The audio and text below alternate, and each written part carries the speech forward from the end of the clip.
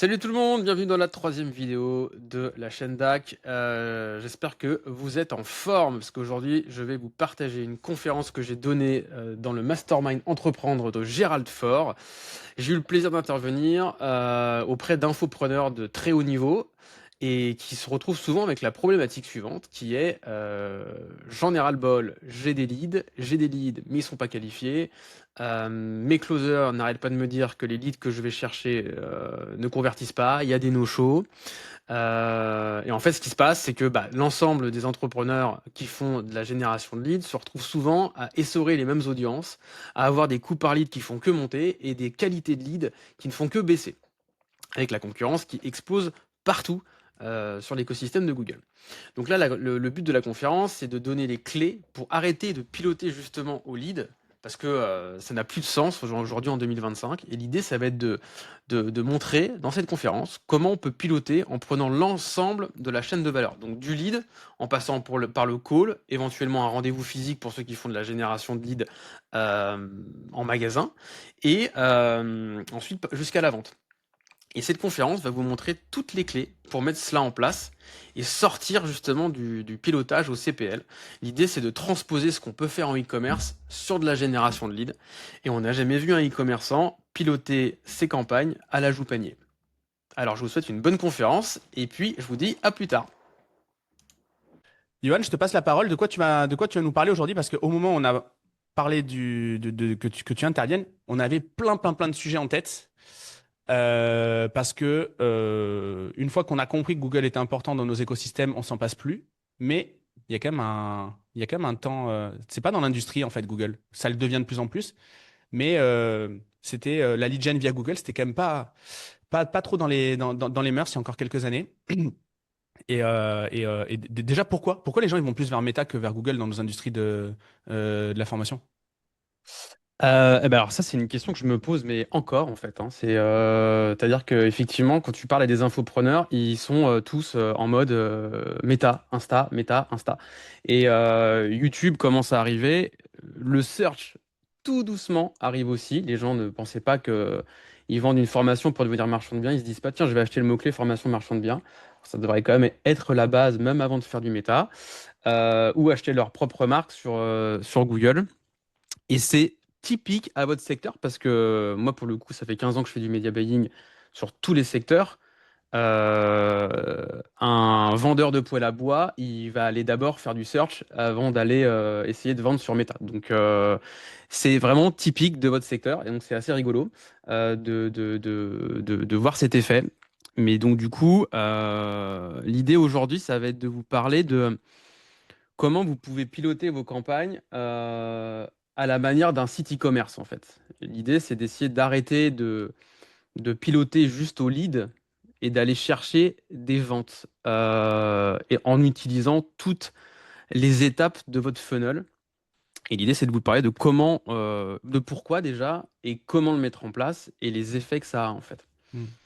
Et c'est pour moi, donc c'est ce qu'on est en train de mettre en place sur tous nos clients. Et pour moi, ceux qui vont pas mettre ça en place, d'ailleurs, c'est valable aussi pour Meta, hein, ce que je vais dire. C'est valable pour tout le media buying, mais je vais vous parler évidemment de Google. Ceux qui mettront pas ça en place, je pense qu'ils vont tout simplement mourir en fait dans les prochaines années. Est-ce Euh, que, est-ce que Johan, tu peux adresser deux sujets? Je sais pas si tu en parles dans ta conf, et dans ce cas-là, je te laisse les évacuer si c'est pas. Mais je pense que c'est important d'éveiller là-dessus. Deux trucs. Le principe du marketing d'intention, l'intentionnisme, premier point. Et le deuxième point, et je viens de l'oublier. Si, pardon, l'attribution. Que tu peut-être expliques ces deux points-là. Parce qu'en fait, Meta et Google, ça s'oppose pas. Un modèle d'attribution, c'est pas juste monocanal. non. Sinon, ça parlerait pas un modèle d'attribution d'ailleurs. Est-ce que tu peux juste vulgariser ces deux points-là, s'il te plaît? Ok, alors le premier point, donc il y a deux types de marketing. Il y a le marketing d'interruption et le marketing d'intention. Le marketing d'interruption, c'est ce que vous faites tous sur Meta en fait. C'est la personne est en train de regarder son fil d'actu, son Insta, et vous allez l'interrompre en lui proposant un contenu, souvent en rapport avec ce qu'il est en train de regarder ou en rapport avec ce qu'il fait, c'est-à-dire ou ce qu'il est. Donc il est entrepreneur, vous lui allez montrer une vidéo sur comment scaler ses ventes, comment closer. Ça, c'est du marketing d'interruption. C'est Meta, c'est YouTube Ads. Et après, il y a le marketing d'intention. qui est très peu fait par les infopreneurs. Alors, tout le monde ne peut pas le faire, mais le marketing d'intention, c'est je vais aller cibler les gens qui sont en train de me chercher. C'est l'exemple que je donnais tout à l'heure. Formation marchand de biens, formation closing, comment devenir closer. Tous ces mots-clés-là, ce sont des gens qui sont en train de vous chercher. Et pareil, donc ça va être tout l'objet de cette conférence, du coup, donc j'en parle pas de ça, d'intention, machin, mais là, du coup, de faire cette introduction là-dessus, c'est cool, c'est que sur du marketing d'interruption, vous allez souvent payer vos leads 2, 3, 4, 5, 6 euros sur Meta et peut-être 10, 12, 15 euros sur YouTube. Sauf que les leads que vous allez payer en marketing d'intention, des gens qui cherchent, peut-être que les leads vont être à 20, 30, 40 euros. Donc si vous pilotez juste au lead, tout le monde a le même réflexe. Ah putain, c'est trop cher, le search, je fais pas de search, je vais faire du méta, ça coûte 5 euros, c'est trop bien. YouTube, c'est de la merde, ça coûte 10 euros, c'est 2 fois plus cher, je fais pas. Et nous, l'idée de notre modèle qu'on a monté, c'est de se dire non, mais on s'en fout du prix du lead, même si tu payes 200 euros ton lead, si tu as 100% de taux de transfo, ça fait 200 euros la vente. Et donc, du coup, l'idée, c'est de pouvoir et donc justement, je switch sur le deuxième sujet de l'attribution.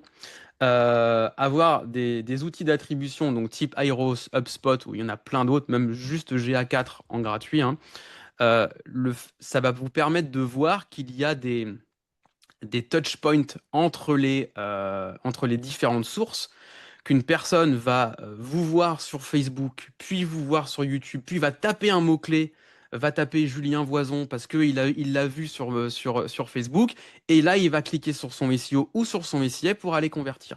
Il y a du multi-touch point, et ça, il faut l'avoir en tête quand vous faites vos campagnes. Et les médias sont tous complémentaires. C'est-à-dire que si on vous voit sur YouTube, sur Facebook et sur du search, 1 plus 1 égale 3. C'est-à-dire que ça va faire un effet de levier que si on vous voit que sur un seul et même média. D'autant plus que les audiences sont souvent différentes entre les médias. Donc c'est bien d'être partout. Et d'utiliser des modèles d'attribution pour aller vraiment voir le poids de chaque canal, puisque chaque canal a une mesure qui est propre à lui. Et évidemment, une personne qui va faire un clic sur Facebook, un clic sur Google et un clic sur Twitter, et qu'il y a une conversion derrière, les trois moteurs vont tous remonter une conversion puisqu'il y a eu un clic durant le chemin. Donc c'est Ouais. bien d'avoir un modèle pour voir, OK, qui a contribué. C'est comme au foot, qui c'est qui a fait la passe, qui c'est qui a refait la passe à l'attaquant et qui c'est qui a marqué en fait. C'est celui qui a pris le ballon à Initiateur du l'adversaire tir. qui prend la vente, ou c'est celui qui a Qu'est-ce mis le qu'une but? nouvelle ad? Je sais pas qui a pris la parole. Ça a coupé. On vient de lancer ce matin. Ah, c'est Jérémy. Hop, je coupe. Censure. Allez. Très bien. Voilà pour ça pour le propos introductif. Très bien. Merci, Johan. Normalement, t'as le droit de partage. Je te laisse. Allez, Tu dois pouvoir partager ton donc écran. on y va. Euh, vous me coupez. Comment je vais mettre mon écran? Euh, je vais le Si mettre tu là. veux, si tu veux, je prends le chat. Si tu veux, je prends le chat. Voilà, tu prends le chat, vous me coupez si jamais c'est pas clair, si je vais trop vite, si c'est chiant, vous voyez mon écran? Yes, c'est bon, on est bon. Ok, alors petit disclaimer, c'est pas moi qui ai fait la presse, donc il y a des petites blagues avec des photos de moi. Donc j'ai vu ça tout à l'heure avec de l'IA, donc vous allez sûrement rigoler. Donc voilà, donc l'idée c'est de passer de la quantité à la qualité et de piloter la génération de leads avec de la valeur. C'est-à-dire c'est plus de se dire moi je veux ça c'est un discours que j'entends tous les jours. Putain, moi je veux 2000 leads ce mois-ci à 5 euros. Ah ouais, mais non, mais on s'en fout en fait. Moi, je vais te les envoyer, tes 2000 leads à 5 euros, mais ils vont être au Cameroun en fait. Donc on s'en fout. L'idée, c'est d'aller chercher de la valeur et d'aller chercher des ventes. Euh, alors, ah oui, mais vous voyez ça, non? Ouais. Ouais, hop, on va l'enlever, on va le mettre là. Voilà, donc le CPL, aujourd'hui, tout le monde, enfin tout le monde, beaucoup pilotent au CPL. C'est-à-dire qu'ils sont en train d'essayer d'avoir le CPL, le coût par lead, le plus bas possible. Et ce qu'on remarque, c'est qu'évidemment, il y a une pression concurrentielle qui est de plus en plus forte et que le coût au lead grimpe partout. La concurrence est partout. Les audiences qualitatives sont assez saturées. Et donc, on voit que les CPL montent et que toutes les campagnes, quand elles sont au CPL, elles vont évidemment se concentrer, ce qui est logique, sur les CPL les moins chers et sur les leads les moins qualifiés, puisque ce sont ceux qui coûtent le moins cher. Et donc, une fois que vous avez dit à votre algorithme, moi je veux du CPL pas cher et je veux du lead pas cher, Bah là, c'est un cercle vicieux parce qu'en fait, l'algorithme, il va aller se concentrer sur les audiences qui permettent d'avoir du lead pas cher et probablement, souvent, sur la plupart des marchés, ce sont les leads les moins qualifiés. Donc, on donne un signal à l'algorithme de va chercher des leads pas chers, donc peu qualifiés, et lui, il continue et c'est un cercle vicieux et on ne fait que avoir des leads pas chers. Un formulaire qui est rempli sur un site ne veut pas dire un client derrière, ne veut pas dire un call. Donc il faut essayer d'arrêter, il faut sortir de ce prisme de ça. C'est comme si en e-commerce, on disait bah, moi je veux piloter à la personne qui regarde deux ou trois produits, ou je vais piloter à l'ajout panier. Le mec, s'il ajoute au panier, ça ne veut pas dire qu'il va acheter. Comment je fais pour aller à celle d'après? Ah ouais, merde, ok. Donc l'idée c'est de se... Alors, on a fait exprès de mettre pas mal de texte. C'est pas ultra digeste, mais c'est parce que vu que la presse elle est enregistrée, qu'après on va vous l'envoyer pour que vous puissiez la réutiliser et vraiment voilà pour que ce soit assez clair parce que c'est quand même des sujets assez complexes. Donc voilà, l'idée c'est qu'en lead gen on s'arrête beaucoup trop souvent au formulaire rempli sans savoir si ce lead là il est qualifié et si derrière il va faire des ventes. Euh, voilà, un formulaire qui est rempli ne va pas garantir une qualité ni un potentiel de vente derrière. On donne de mauvais indicateurs à l'algorithme et du coup, bah, on n'est pas aligné avec ses KPI business. Son KPI business final, c'est quand même le chiffre d'affaires et le retour sur investissement final. Ce que vous allez toucher en oseille sur votre compte bancaire. Donc l'idée, c'est de réaligner les KPI de mesure, les KPI et ce que vous allez donner à manger à vos algorithmes pour aller chercher du business et pas juste des contacts. Donc là, il y a quand même des limites à ça. C'est que l'idée, ce serait de se dire, bon, bah, je vais piloter à la vente finale. Sauf que ça, c'est compliqué. Pourquoi c'est compliqué? Parce que l'avantage de piloter au lead, c'est qu'il y a énormément de data. On va faire 400, 500, 600 leads par mois. Et là, les algorithmes, ils adorent parce qu'ils ont à bouffer. Piloter à la vente, c'est beaucoup plus compliqué. Pourquoi? Parce que à la vente finale, uniquement à la vente finale, c'est très compliqué parce que vous avez tous des cycles de vente qui sont assez longs. Vous allez choper un lead, vous allez le nurturer, vous allez lui envoyer des mails, ensuite vous allez prendre un call, vous allez faire le machin. C'est long. Donc du coup, piloter à la vente, il n'y a pas assez de data, l'algorithme se perd et vous risquez de ne pas pouvoir piloter à la vente. Et surtout, des fois, c'est un peu compliqué à remonter dans les plateformes. Donc l'idée, c'est d'avoir un modèle intermédiaire, prédictif, modifiable en temps réel, où vous allez aller trouver le meilleur entre ces deux mondes, entre le pilotage au lead qui vous envoie des leads pourris et le pilotage à la vente qui finalement vous envoie pas grand-chose parce que vous n'avez pas assez de data. Donc là, l'idée, c'est de ne pas aller chercher des leads, c'est d'aller chercher du chiffre. Et du chiffre, c'est du chiffre qui va être fictif. L'idée, c'est quoi? C'est d'aller prendre chacune des étapes de votre business et d'aller donner une valeur à chacune des étapes de votre business. Je vais prendre un exemple, je vais reprendre mon vendeur de poêle à bois, parce que c'est là-dessus qu'on a commencé à faire ça il y a 5 ans. Il allait chercher des leads, ensuite il y avait un call qui était fait, ensuite il y avait un rendez-vous chez la personne qui était fait, pardon, et ensuite il y avait une vente. L'idée c'était de se dire quoi? C'était de se dire, ok, une vente, c'est 10 000 euros. Combien il faut de rendez-vous pour faire une vente? Il m'en faut 10. Donc finalement, un rendez-vous me rapporte 10 000 divisé par 10 me rapporte 1 000 euros. Combien il faut de calls pour faire un rendez-vous? Il en faut 10. Donc finalement, un call me rapporte 100 euros. Et combien il faut de lead? Bon, on va dire 10, ça va 10 euros. Donc une personne qui faisait un lead rapportait 10 euros. Une personne qui faisait un call rapportait 110 euros parce qu'elle avait fait un lead et un call. Et une personne qui faisait une vente à la fin rapportait 11 110 euros. Donc évidemment, donc là, on vient de réconcilier les deux mondes. À la fois, on pilote à la vente, à la fois, on pilote au lead et à toutes les étapes intermédiaires. Tous les inconvénients de piloter à la vente, c'est-à-dire j'ai pas assez de data, est gommé puisque vous travaillez avec l'ensemble du funnel et vous ne travaillez pas que au lead parce que si vous travaillez au lead, le lead rapporte 10 euros alors qu'un lead qui fait un rendez-vous rapporte 1110 euros. Donc évidemment, l'algorithme là il comprend, il dit ah putain, si je fais que des leads, ça rapporte 10 euros. Si je fais des ventes, ça rapporte 11 000 euros. Donc on a le meilleur des deux mondes et là après on peut piloter non plus au CPL mais à ce qu'on appelle le Target ROAS, Target Return on Ad Spend. L'idée, c'est de se dire, OK, je vais donner à l'algorithme des valeurs fake sur chacune des étapes, et je ne vais plus piloter en disant, je veux un CPL à 10 euros, mais je vais dire à l'algorithme, je veux un ROAS à 10, à 15, à 20, en fonction des valeurs qu'on aura mis. Je vais donner des exemples après, hein. En fonction des valeurs qu'on aura mis sur comment dirais-je, chacune des étapes du funnel. Ça va pour l'instant, c'est pas trop. Ça va, vous comprenez, vous voyez la Très bien. logique? Très, très clair. Ouais, c'est clair, la logique vous paraît claire, ok. Et Yvan demande si sur Meta aussi.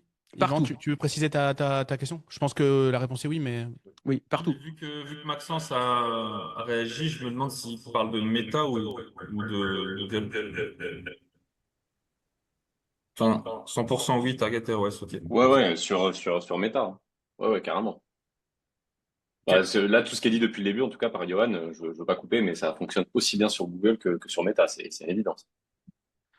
Ok. Ça, là, j'en parle pour Google, mais c'est pour le media buying en général, hein. C'est sur n'importe quel modèle. Là, ça, on le fait sur du search, donc en intention. On le fait sur du YouTube Ads. Et c'est d'autant plus puissant sur Google parce que justement, on a de l'intention et de l'interruption. Donc, on a des leads d'un côté. Sur cet exemple, là, je reprends mon fameux vendeur de poêle. Sur le poêle à bois, le lead, on le paye 100 euros. Par contre, sur YouTube, le lead, on le paye 10. Mais vu que le taux de transfo est 5 fois plus élevé entre le lead et la vente, entre les deux, on est bon en fait. On peut avoir un lead qui coûte 5 fois plus cher sur un des canaux si le taux de transfo lead vers l'étape d'après est 5 fois plus élevé en fait. C'est l'idée. C'est tout l'idée de ce système en fait. Donc en faisant ça, qu'est-ce qui va se passer? Vous allez pouvoir aller chercher des leads plus chers. Puisqu'évidemment, vous allez aller chercher uniquement les leads qui font des ventes. Donc tous les leads poubelles, les fake leads, les leads qui font des no-shows, vous n'allez plus les prendre puisqu'ils ne rapportent que 10 euros aux yeux de Google. Ils ne font pas de call. Alors que s'ils font un call, ils rapportent 110 euros et vous êtes au target ROI. Donc tous ces leads-là, vous allez arrêter de les acheter. Vous achetez uniquement les leads qui font des étapes après. Donc évidemment, vous pouvez aller payer plus cher vos leads puisque votre taux de transfo entre les étapes augmente. Qu'est-ce qui se passe dans le futur? Tous les annonceurs qui mettent ça en place vont aller chercher tous les leads chers du marché. Tous ceux qui vont continuer à jouer, à acheter au CPL, vont se retrouver avec tous les leads pas chers et pourris à 5 euros. Ils seront contents, ils auront des leads à 5 euros, mais sauf qu'ils ne feront pas de vente. Et donc, en fait, c'est pour ça que je disais tout à l'heure que là, tout le monde est en train d'aller vers là, en fait, hein. C'est le sens de l'histoire. Surtout avec l'IA qui débarque partout dans les modèles d'attribution et dans les plateformes publicitaires. Si on ne bat pas là-dessus, si on n'a pas un tracking propre, c'est fini, on va se choper que des leads qui vont faire, comment dirais-je, pas de vente en fait. Et donc ça peut fonctionner en utilisant vos ventes ou pas. C'est-à-dire que si vos ventes, vous n'en avez pas assez et que du coup, dès que vous en avez une, ça remonte 10 000 euros de chiffre d'affaires dans l'algorithme, il y a ce qu'on appelle un écart type trop fort. D'un coup, l'algo, il a un gros boost de valeur et il a tendance à surdépenser. Donc ça, pour le coup, nous, on a des clients, on n'utilise même pas la vente, on utilise juste les 4-5 étapes qui sont avant. Et ça fonctionne bien. Donc là, l'idée, c'est de faire des tests, hein. C'est pas de... Là, je vous apporte pas une solution sur un plateau en vous disant il faut faire comme ça. Il faut tester. C'est-à-dire que c'est soit vous faites lead plus call plus vente, soit vous faites lead plus call plus rendez-vous plus vente, soit juste lead plus call plus rendez-vous. Ça va dépendre de vos business et de la data que vous avez en fait. C'est toujours la data qui a raison. Voilà. Alors, comment ça marche? Comment on fait? Alors là, pour le coup, je vais le faire sur Google. Je pense que c'est un peu le même principe sur Meta, hein. L'idée, ça va être d'identifier les étapes clés de votre tunnel. Comment est mon tunnel? Qu'est-ce qui se passe? Est-ce que je prends un lead? Est-ce que c'est directement on m'appelle? Qu'est-ce qui se passe après? Combien de temps ça dure? Et donc, c'est d'identifier les étapes.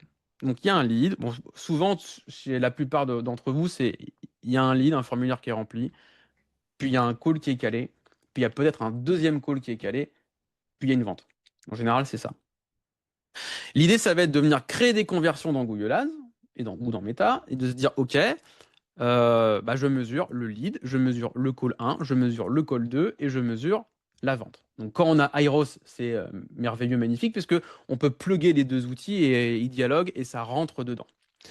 On crée les conversions, on ajoute les étapes, on utilise, voilà, je me répète du coup, on utilise Airos pour venir implémenter tout ça.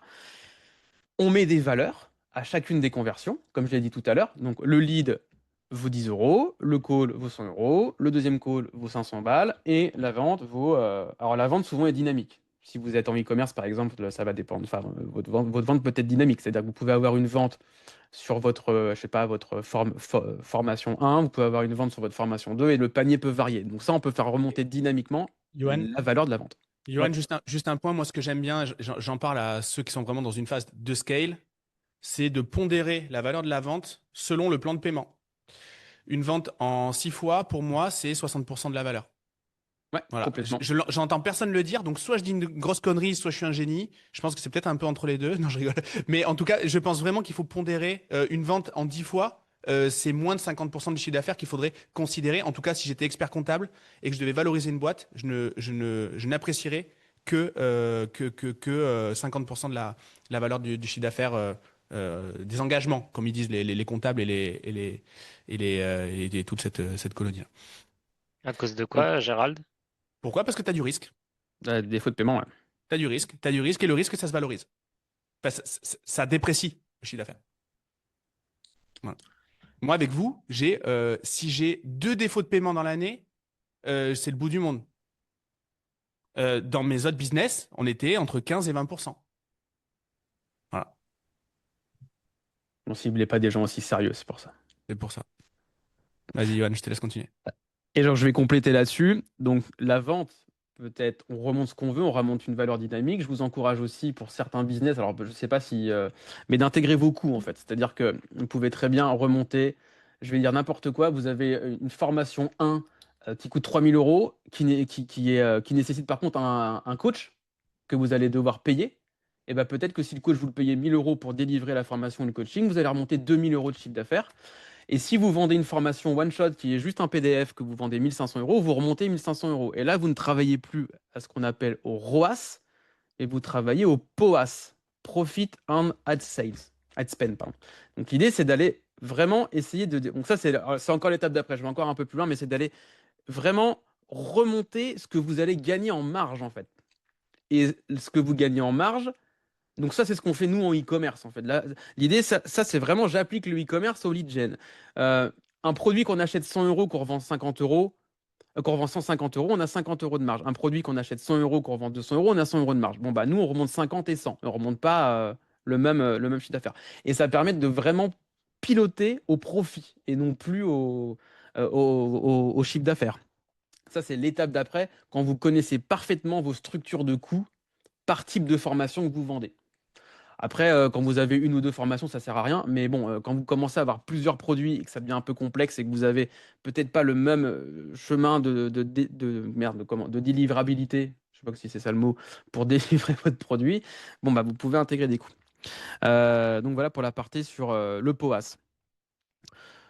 Donc ça, bon, ça du coup, c'est un peu ce que j'ai dit tout à l'heure, j'ai un peu anticipé, c'est que on va aller calculer en fait la vente, elle est à 1000, le devis envoyé, il vaut 300. Donc ça, l'idée, c'est d'aller piloter en fait en fonction de chacune des étapes et de leur donner une valeur en fonction des taux de transformation que vous avez entre chacune des étapes. Et je donne juste un peu de perspective là-dessus. On connaît nos taux de transformation très souvent à chaque étape d'un funnel. Ça, c'est bien de savoir que je convertis 50% d'opt-in sur machin de trucs, mais j'ai un target CPA par vente. C'est à peu près 30% de mon chiffre d'affaires doit passer en publicité quand je suis dans une phase d'accélération. Si je sais qu'à chaque étape, je connais le montant, je sais où j'en suis par rapport à mon objectif global d'acquisition. Plutôt que de connaître un pourcentage, en pilotant comme ça vous permet même à vous de mieux maîtriser vos chiffres, parce que sinon, vous devez calculer en fait que vous êtes en avance ou en retard sur chaque étape du funnel pour atteindre la conversion de la vente signée dans le cas du schéma de Johan. Donc, c'est hyper intéressant d'avoir qu'un seul truc à retenir plutôt que de devoir faire des maths à chaque fois. Exactement. Donc l'idée, c'est d'aller choisir 3-4 étapes, de les remonter dans Google et de leur associer une valeur. Bon, ça, je me répète, donc je vais aller un peu plus vite. Et donc, ça bon, bah, je l'ai dit à l'oral, hein, je suis désolé, je me suis un peu enflammé. L'idée, c'est de voir, c'est le tableau, hein, c'est de voir, bah voilà, j'ai 300 leads, 60 rendez-vous, 18 devis, 4,5 signatures. Ok, quel est le taux de transformation? Quel est le taux de transformation entre chacune des étapes? Et donc, du coup, colonne de droite, je calcule la valeur de chaque conversion en fonction du taux de transfo que j'ai sur chacune des étapes. Donc, j'ai 25% de devis qui viennent d'une signature. Bon, bah, 1000 euros la signature, le devis vaut 250 euros. C'est complètement fictif, mais ça permet de donner à bouffer aux algos. Donc, bon, je répète pas, hein, c'est ce que j'ai dit tout à l'heure. Donc là, c'est des exemples. Un autre exemple ici, voilà, vous avez dépensé 850 euros, vous avez fait une vente, 3 devis, 10 rendez-vous, 50 leads. Avec ces valeurs-là, vous avez une valeur fictive de 3250 euros. Pour 850 euros de dépenses, vous avez un ROAS de 3,8. Donc là, l'idée, c'est qu'au lieu de piloter au lead et de dire je veux un lead à 15 euros à peu près à la louche, c'est de dire je veux un target ROAS à 4 en fait. Et là, l'algorithme, qu'est-ce qu'il va faire? Si je veux, dans cet exemple, il va aller chercher des leads qui ont tendance à faire des rendez-vous, des devis et des ventes, puisque dans cet exemple ici, un lead, un internaute qui fait une vente va rapporter 1250 plus 75 plus 15. Un internaute qui fait que un lead rapporte que 15 euros. Donc évidemment, on va avoir tendance à aller augmenter le taux de transfo entre chaque étape. Et ça, c'est aussi cool. Là, c'est cool pour vos campagnes. Mais aussi, c'est aussi cool pour votre boîte. Pourquoi? Parce qu'on va arrêter de vous envoyer des leads à la con et des rendez-vous pourris qui vont faire des no-shows. Donc peut-être qu'au lieu de fonctionner avec 2 closers ou 3 closers, vous aurez besoin de plus que 2 closers. Parce que vous allez avoir beaucoup moins de flux à traiter parce que vous allez envoyer que de la qualité. Et les closers, ça va être beaucoup plus facile pour eux d'aller closer. Je suis désolé pour les closers hein, parce que cette méthode fait qu'on en a on en a besoin de moins, quoi. Donc là, c'est comparaison de 2 campagnes. Budget média 25 000 euros, optimisation au CPL. Donc là, dans ce cas-là, si on a ces 2 campagnes qui tournent au CPL, on va couper la A et garder que la B. Parce que CPL de la campagne B 10 euros, CPL de la campagne A 17 euros. Sauf que si on regarde le coût au rendez-vous, c'est exactement le même. Donc il faut garder les 2 campagnes. Typiquement, la campagne A, ça pourrait être du search. La campagne B, ça pourrait être du YouTube Ads. On paye moins cher, mais finalement, au rendez-vous, derrière, c'est pareil. Et donc, on peut accepter sur du search de payer 17 euros le lead au lieu de 10, parce que la qualité derrière est beaucoup plus forte. Ça, c'est la comparaison de 2 campagnes avec l'optimisation à la valeur de conversion. Donc là, on voit que la campagne B, elle a un CPL qui est plus bas, un coût rendez-vous similaire. Sauf qu'en fait, derrière, ça, c'est un cas qu'on a eu, hein. Ça, c'est un cas client. Donc, cas client, si tu es au CPL, tu gardes la campagne B, tu coupes la campagne A. Sauf qu'en fait, la campagne A, elle a fait 26 ventes, elle a rapporté 62 000 euros. Et la campagne B, pour le même budget, elle a fait 2 ventes à 4 800 euros. Donc, si tu pilotes au lead, tu vas te concentrer uniquement sur la campagne B et tu vas perdre de l'oseille. Tu as un ROI à 0,2 réel. Alors que la campagne A, où le CPL est 70% plus élevé, on a un ROI à 2,5. On a dépensé 25 000 euros, on a gagné 62 000. Là, pour le coup, c'est un vrai cas. Et là, c'est vraiment full valeur parce que là, on voit vraiment la puissance. Et pour le coup, la variance et les écarts types sont complètement débiles. Parce qu'en fait, ce n'étaient pas les bonnes audiences qui étaient ciblées dans la campagne B. Sauf que ces audiences-là coûtaient pas cher. Donc les avantages, moi je vais aller vite là-dessus parce que je pense que vous avez compris les avantages, hein. Les avantages, c'est que vous allez aller donner à bouffer à l'algorithme, à l'intelligence artificielle. Elle va savoir exactement qui elle doit cibler, elle va bombarder dessus. Ce sera que vous qui va être sur les audiences intéressantes. Vous allez payer vos leads un peu plus cher, mais vous allez vraiment piloter au retour sur investissement et chaque euro investi sera pour votre business final qui est votre vente et pas juste pour aller chercher des leads poubelles.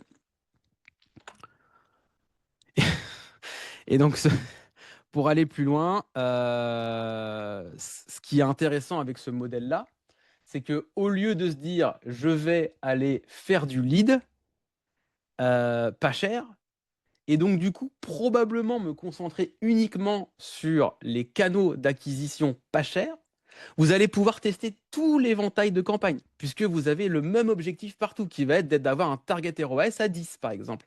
Parce que le target ROAS à 10, vous savez que ça vous rapporte les bonnes ventes. Et donc là, vous pouvez tester du PMax, c'est qui est une grosse campagne Google, du YouTube Ads, du Search, du Display, du Gmail, du Demand Gen. Et c'est pareil sur Meta. Vous pouvez aller partout parce que vous avez une base qui vous permet d'aller chercher du lead peut-être un coup à 10 euros, un coup à 50 euros.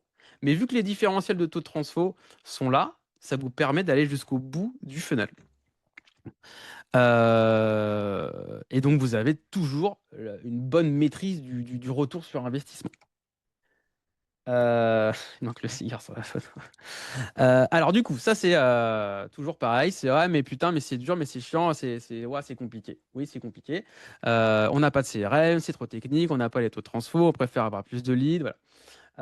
Ça, c'est les objections, nous, qu'on a tout le temps. Donc, Zapier, Airos pour remonter les données, ça c'est très simple, c'est 3 clics, hein, on remonte les données directement dans l'interface. GA4 permet de le faire aussi de manière gratuite, c'est un peu plus technique, mais ça le fait. Avec Alice Richer qui est partie, mais enfin, c'est fait avec GA4 pour le coup. On n'est pas obligé d'être des chirurgiens de la data pour savoir quel est le chiffre d'affaires de chaque étape. Au début, on peut juste l'estimer. L'idée, c'est de commencer en fait. C'est de se dire, OK, bon, bah, à la louche, quand j'ai 100 leads, j'ai 10 calls. OK, j'ai 10% de transfo entre les deux étapes. Donc, je donne une valeur. Et pareil, sur les étapes d'après. L'idée, c'est pas que ce soit à l'euro près, c'est de commencer. Et après, c'est de modifier en fait au fur et à mesure. Parce que plus on va affiner au fur et à mesure et on va avoir les taux de transfo plus précis entre les étapes et on va pouvoir modifier les valeurs de chaque étape. Et on peut le modifier en temps réel. C'est ça qui est vachement intéressant. Donc voilà, pour récapituler rapidement, on identifie toutes les conversions intéressantes du funnel, on leur donne une valeur. Progressivement, on attend. Une fois que la valeur est donnée, on attend. On attend pour que l'algo comprenne que chaque conversion a une valeur. On le laisse 30 jours, 45 jours, ça dépend des business et du volume qu'on a. Et une fois que l'algorithme a compris, on va pouvoir analyser et dire, OK, là, ça fait 30 jours que ça tourne, que les valeurs tournent. J'ai un retour sur investissement à 3,5. OK, je passe toutes mes campagnes au target ROI et je lui demande de faire du 4. Puisqu'il a eu les datas pendant 30 jours, il est à 3,5, il va très facilement passer à 4 en utilisant vraiment les datas qu'il a. Et là, comme ça, on va aller augmenter son retour sur investissement et augmenter toutes les taux de transfo entre les étapes. Ouais, après, pour aller plus loin, on peut vraiment aller sur les données très fines en fonction de la géographie, en fonction du mec s'il vient du mobile ou pas. Mais ça, ça va peut-être un peu trop loin. Là, je vais pas m'éterniser là-dessus. Voilà.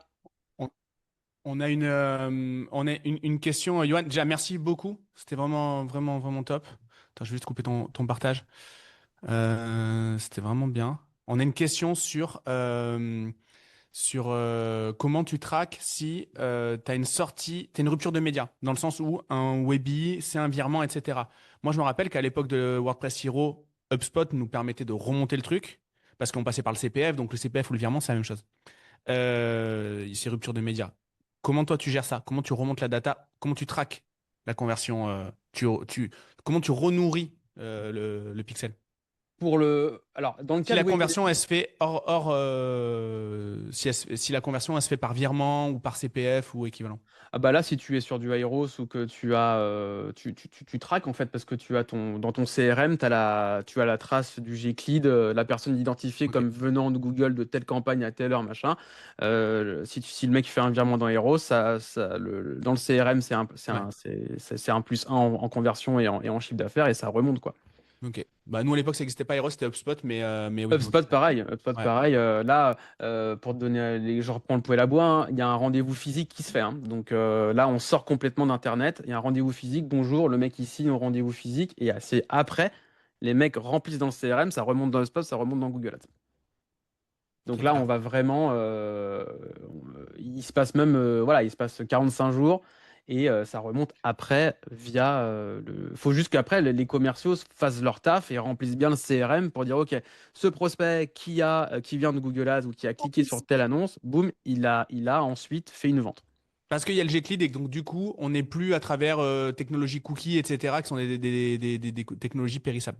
Très Exactement. clair. Mais du coup, excuse-moi, Johan, mais comment tu fais, du coup, vu que c'est toi qui remplis à la main, il y a pas de cookie, rien, c'est juste avec le nom, prénom, l'email, comment tu retrieves le truc? Ah bah quand tu passes par Aeros ou un HubSpot, il y a les trackers en fait. Tu as des Ouais. trackers HubSpot les HSA là, qui font que tu traques et que la personne, enfin HubSpot sait que la personne vient de telle campagne qui est une campagne Ok, Google Ads et après elle garde ça en mémoire et ça va jusqu'au bout quoi. C'est un ok, donc tu paramètre en trouves get en fait. son lead, quoi. C'est un paramètre en get qui passe Gaspard et qui est enregistré dans le CRM. Mais ok, donc en gros, mais je veux dire, manuellement, tu dis à ton closer, retrouve le client, sa ligne de lead de contact dans Aeros et attribue-lui une vente. Ah bah oui, après ouais, il faut que les closers ils puissent faire le boulot d'aller De l'explorer remplir. manuellement. Ok, Robert machin, il a converti, boum, Ok, plus un et ça. Ouais, ouais, il y a quand même un travail humain derrière du ok. closer Ouais. qui doit aller. Après, tu as certains outils qui le font en automatique. Je pense à Salesforce. Normalement, c'est assez automatisé. Bon, ça coûte Voilà le prix. blinde. Voilà. Mais oui, oui, il y a quand même il faut traquer les gens et savoir qu'ils ont bien été jusqu'à la fin de l'étape, quoi. Ok, ok. En fait, ça s'appelle, enfin, ces outils-là se basent sur ce qu'on appelle le fingerprint, donc votre empreinte digitale, qui est une association de plusieurs arguments. Il va prendre l'email, le cookie, la géoloc, le navigateur, bref, plein d'arguments qui font que, il va essayer de vous identifier au maximum, vous différencier comme étant le seul internaute sur Internet à avoir ces propriétés-là. Et du coup, même si vous passez par du VPN ou quoi, franchement, c'est assez bluffant. Il peut vraiment vous détecter. Même en multi-devise, du coup, hein, parce que du coup, il n'utilise pas que le Ouais, cookie, ouais. que ces trucs-là. Il arrive à faire du multi-device pour le même utilisateur. Par contre, RGPD, RG on n'en quoi? parle pas. Je connais pas. Il y a pas Nicolas Richer, donc on s'en fout. On n'est pas obligé de parler de RGPD aujourd'hui. Profitez-en tant C'est qu'ils ça. ne sont pas dans le visa. Jérém, t'as levé la main? Ouais, c'était juste pour tout ce qui était remontée de data. Nous, on a le CRM donc, qui est sur Monday. Monday track les calls, d'où ils viennent grâce au tag Aeros. Si la personne elle achète, il y a un virement qui est fait au support. Le support vérifie si les adresses email coïncident, remonte dans Monday, qui remonte dans Aeros. Et donc, on a une intégration à 90% automatique qui fait que on sait exactement quel virement vient de quelle campagne en temps réel quasiment. Et sauf erreur, hein, 90% de remontée, ça suffit largement pour avoir de la data. Hein. Ah, Oui. Il faut moi, pas qu'on soit giga, parce que déjà, enfin, nous, on partait toujours sur 30% d'erreurs acceptables. Tu te rappelles, Johan? Bah, avec Baptiste, on regardait toujours ce truc-là. Donc, en fait, 90%, ça sert à rien d'aller jusqu'au bout du truc. Hein. C'est Non. des grandes. Si l'erreur est constante, mathématiquement, ça tient. exactement. L'idée, c'est de pas avoir de variance. Mais si vous remontez même 80% ou 70% de vos ventes, vous pouvez travailler en fait, hein, parce que c'est clairement quali. Vous appliquez juste un ratio sur votre target ROI en se disant, OK, je veux 3 de ROI. Bon, bah, je remonte 70%, je vais viser 2,5 quoi, parce que je sais que je remonte pas tout. Et ça, c'est sur tous les business, hein. En e-commerce pur, on remonte pas toutes les ventes, hein, parce que y a des gens qui refusent des cookies, y a des gens qui sont intraçables. Donc, on sait qu'un 4 de ROI sur du e-com, c'est un 5 en réalité. Yvan, je crois que c'était à toi de poser la question. Ouais, bah merci beaucoup pour la conf. Donc nous, que ce soit Heroes ou RedTrack, sur les calls et tout, on était plutôt aware de tout ça. Sur les ventes et les virements, comme je le disais, notre tech, il disait ouais, mais les ventes, c'est impossible. Je dis vas-y, fais-lui remplir un formulaire, démerde-toi, faut que ça remonte. Donc là, j'ai la réponse à mes questions, c'est top. Et pour compléter enfin, questionner ce que dit du coup Jérémy, est-ce que la vente remonte automatiquement? Parce que moi, je veux pas que les gars doivent aller dans Airos la remplir, et apparemment, ça peut se faire automatiquement demander à Airos. Deuxième question, combien il faut de ventes selon toi, chez Google en tout cas, est-ce que c'est 10, 100, 500, pour qu'on puisse commencer à jouer avec ça? En gros, quand est-ce qu'on sort de la période d'apprentissage, quoi, hein, l'équivalent chez Meta, quoi. C'est ça que tu veux, Ouais, Yvan? et on est bien d'accord que Monday Airos ou GHL vers Airos ou peu importe vers Airos, c'est bien possible sans que les sales doivent aller dans Airos. Alors, je laisse peut-être Jérémy répondre à la première question sur Airos et moi je répondrai à la deuxième. Nous, de toute façon, il y a le CMO qui a accès à Aeros, le Head of Sales a accès à Aeros et toute l'équipe support a accès à Aeros. Donc, c'est eux qui bossent tous ensemble. Mais quand une vente elle est faite chez nous, elle est mise dans Slack. Quand on onboard la personne, c'est automatiquement mis dans le CRM. Et ensuite, on fait coïncider avec Aeros si besoin.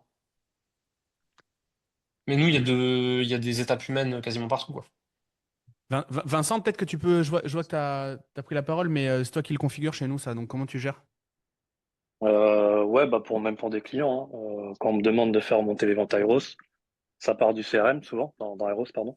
Ça part du CRM, de la pierre, ça va chercher la personne qui est dans Eros, ou ça la crée s'il n'existe pas, et puis ça met la vente et le montant de la vente. Et avec ça, vu que je travaille avec Pauline, Annabelle de chez Johan, ça leur suffit largement, apparemment.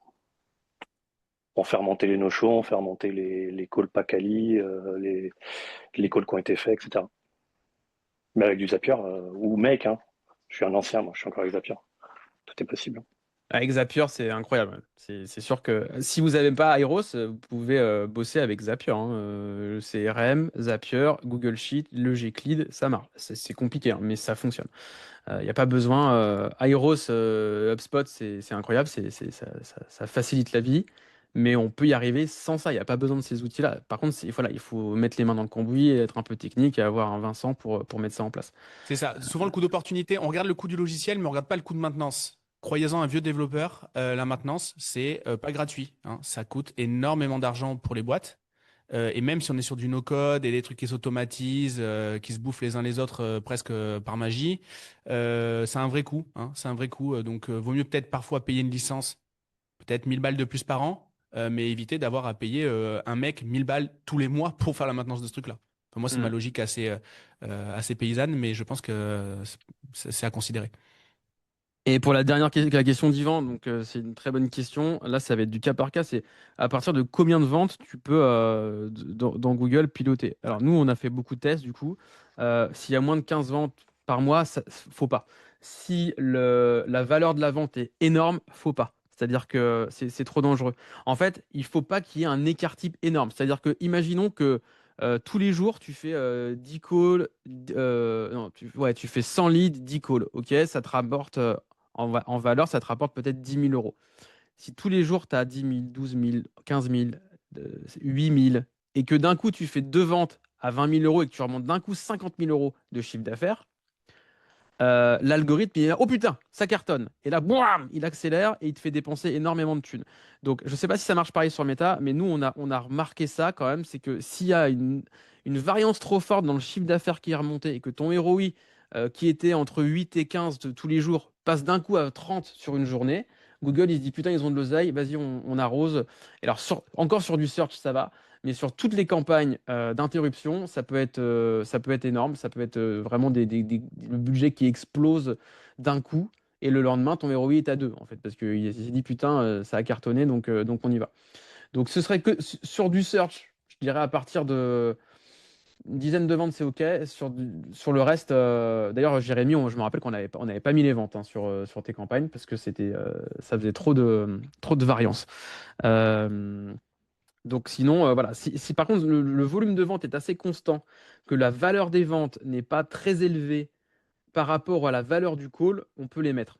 En fait, plus le taux de closing va être élevé, plus la valeur du call va être élevée, plus on peut mettre les ventes en fait. Voilà. Je sais pas si c'est clair. Je suis parti un peu dans les maths là quand même, mais Ouais, c'est plutôt clair. Merci. Trop bien. Merci beaucoup, Johan. C'était vraiment trop avec plaisir. bien. Et j'étais en train de réfléchir à qui j'allais pouvoir envoyer cette conf parce que je pense qu'elle est full valeur et qu'elle va aider beaucoup de monde. Donc, je pense que je vais la découper et ça va être ton lead magnet, mon grand, parce que c'est vraiment trop bien.